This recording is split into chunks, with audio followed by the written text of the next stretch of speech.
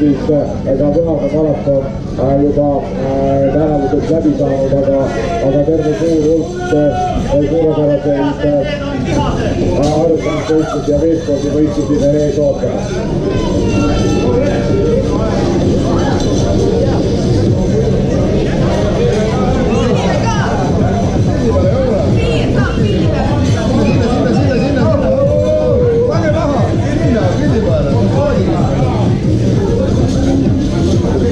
Võistlusi tuleb lainetada. Vahepeal väikene tropp jälle finišiteldis, siis hetkeks rahunemine ja siis jälle natukene suurem grupp võistlejaid. No prognoosida vist võib, et hetkeks hakkab tippvoog, finišeerivate tippvoog ilmselt läbi saama.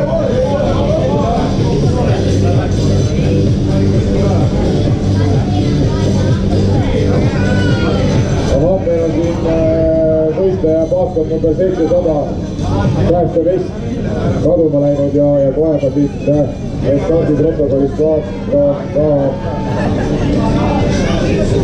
kellele see vest kuulumas on, nii et võistkond number